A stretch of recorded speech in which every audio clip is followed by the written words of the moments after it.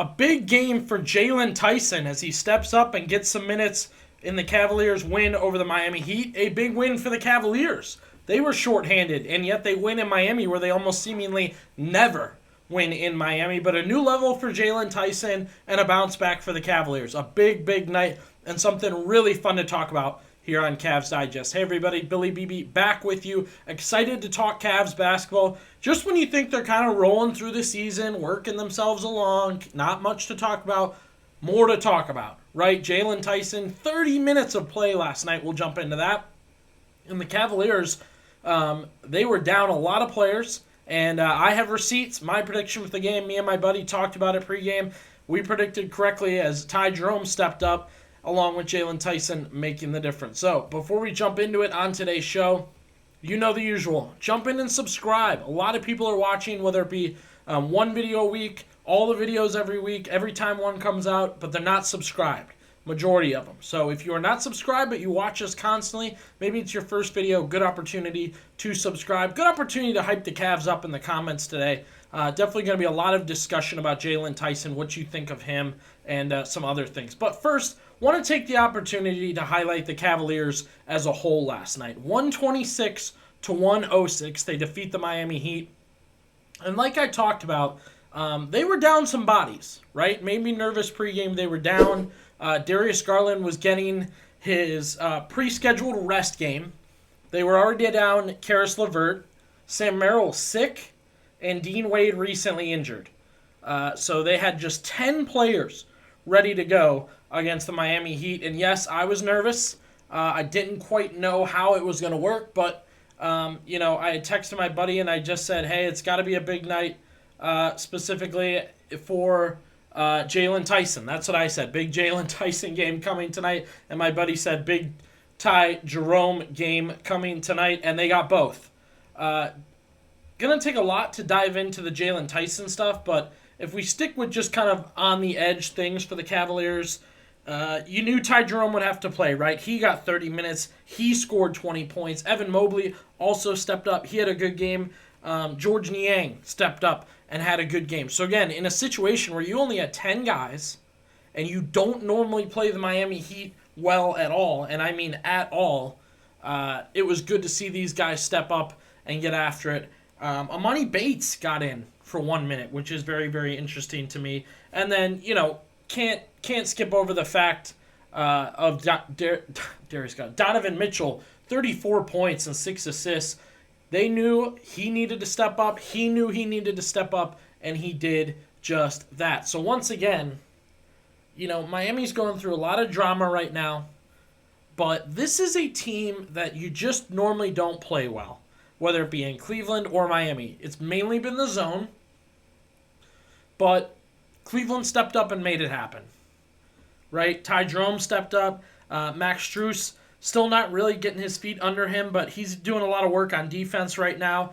Jalen Tyson, who we'll jump to in just a second, that 12 and 10 from Jarrett Allen's big. Ty Jerome, again, 20 points, 7 assists. I mean, really, he filled that Darius Garland slot of distributing while scoring. George Niang, who we've had a lot of hot debates recently about trading and not trading him, he jumped in and made a difference. And then I don't want to leave out either Craig Porter Jr. These are guys maybe we haven't heard as much from lately. It's down to 10 guys that can play. They needed all of them, and they all stepped up. Really, really good stuff from the Cavaliers, who once again, I mean, if you follow the Cavs, you know they don't play Miami well. Maybe it is the zone. Maybe it's the travel. Some say the nightlife causes some issues there, but they just don't play Miami well.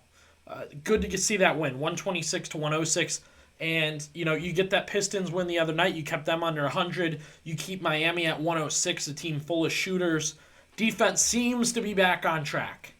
Even shorthanded, the defense seems to be back on track. Again, a box checked off by this group throughout the season, right? They have bounced back from a 3-5 stretch over 8 games.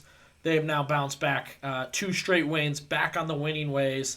Getting it from Donovan Mitchell. Kenny Atkinson seems to have made some adjustments defensively. And again, they are deep. We've talked about it many, many times. This is a deep roster, and they got the opportunity to go out there, play some guys that don't normally get a million minutes, and those guys made the difference. Ty Jerome gets a bump in minutes, George Niang, a little more pressure on him to score, and then it is time to finally get to the man of the hour.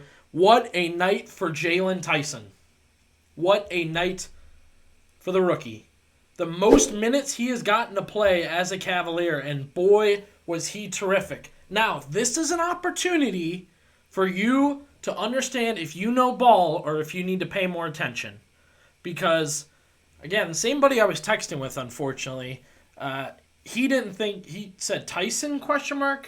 He was, I'll leave it to an explicative there, but 4 points and 5 rebounds and 4 assists. That's probably what everybody saw, right? And that's not a great game. Also 0 of 3 from 3. The plus 15 as a rookie in the most minutes you have gotten is extremely impressive. The plus 15. One who knows ball will understand that a rookie who was playing in the G League a month ago, right? Figuring out his role everywhere. He goes from Cavs not touching the floor, G League, they're leaning on him to be their best player and play a lot of minutes while developing, while staying, you're not playing at all in the NBA, but then you're supposed to get your feet under you and play in the G League, right? How does that make sense? Really doesn't. Really doesn't. He mentioned he plays a little bit like Josh Hart, and I could see that last night. A plus 15 with 4, 5, and 4. Played really, really good defense. You see he kept his opponents to 3 of 12 from the floor. And that's tough to do against a Miami team that loves, and I mean loves, to shoot. So I got to shout out Jalen Tyson. It's a different level for him to actually get meaningful minutes, a game where the Cavaliers needed to step up, they needed to play hard, and they kind of, again, they're just trying to right the ship, and they keep getting thrown these obstacles. This was the latest, and yet they stepped up and they made it happen, and great words from a leader on the team, Donovan Mitchell. Not many guys that scored 20 in college want to come and don't want the ball, want to do the little things. They have to get that mindset coming into camp, let alone into these games. It's huge. You love to hear that from Donovan Mitchell talking about a rookie. And when we talked preseason about Jalen Tyson, that was one thing I noted. How would he adjust without the ball in his hand? Because he finally popped at Cal after transferring from Texas Tech, but he had a ton of minutes, a ton of usage. So I wondered if when he got to the NBA, could he make a difference, be a part of a roster without having the ball in his hands constantly? So that leaves the big question now after a plus 15 night, after a Josh Hart type playing style. Do you believe Jalen Tyson can fit somewhere in the Cavs rotation? Because there are nights where I watch them and I think, when you get to the playoffs, it's 6 or 7 guys you can play. I think the Cavs can normally play 8 or 9, and now if you want to say Tyson's in that mix, it's 10.